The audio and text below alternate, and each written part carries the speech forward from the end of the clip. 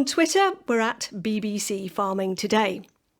Well, next we turn to free trade agreements. As intensified talks continue to thrash out a trade deal with the EU, the UK signed a trade partnership with Japan yesterday. It's the UK's first post-Brexit trade agreement. Ranil Jayawardena is Minister for International Trade. This is a fantastic deal for Britain that actually goes beyond what we had as a member of the EU. And it really does show the potential of global Britain and what we can achieve as an independent trading nation.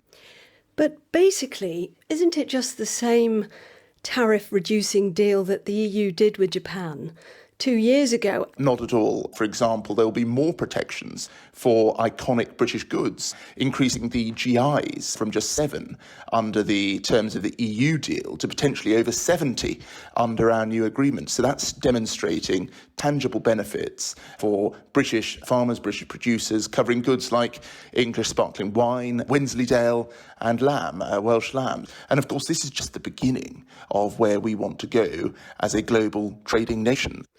UK trade with Japan is worth about 29 billion, but the EU trade is worth about 650 billion, 20 times more valuable, and we are still at a risk of a no-deal Brexit. We're talking as talks are going on. How confident are you that those intensified negotiations with the EU can produce a deal?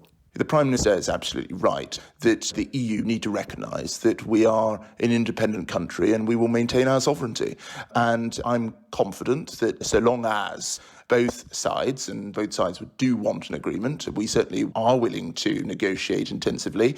It seems that the EU has now agreed to those principles that we've set out, and that's really good news. Now that they've joined us at that table, let's see what can be done.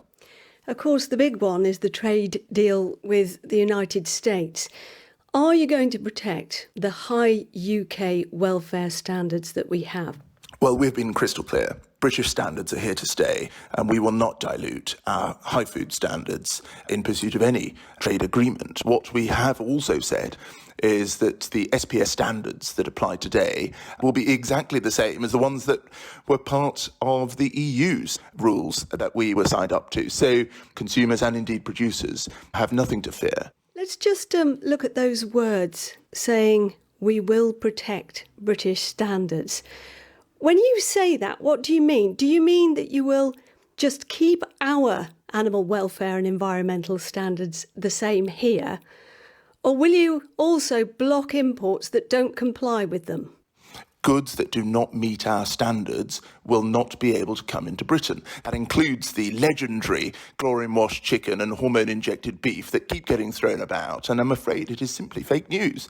We will not be able to purchase those goods in Britain because they are already illegal, and that is why I say that people should have confidence that trade deals will actually be a great benefit to our producers and indeed our consumers.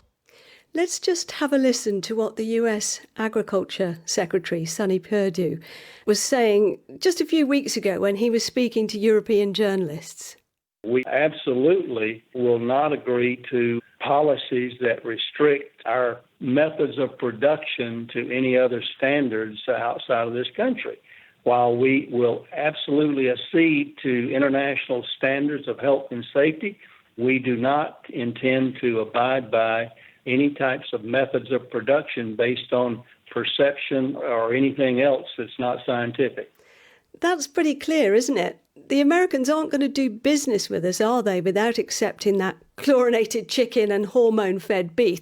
That's just how a trade deal's going to work, isn't it? We've got to have some give and take, and they're standing pretty firm on what they want from it. I'm afraid people are getting very tired of these arguments because they're simply not true. The United States, or indeed any country, is entitled to do what they want in their own market. But we have been crystal clear that when it comes to ours, we will maintain our high food standards. That is our policy. It remains our policy. And no matter how many times we are asked it, that will be our answer. We're not going to walk away, though, from the table talking to the Americans. It's not just about hygiene, is it? It's about welfare. It's about environmental standards. We have said we will only agree a deal that's in Britain's national interest. And we have not set a time limit on this deal because we are not going to simply sign up to any deal. We're going to sign up to a deal that's right for our country. Ranil Jayawardena, Minister for International Trade. Well, to finish this morning, my favourite farming story of the week. A farmer in Wiltshire made a 600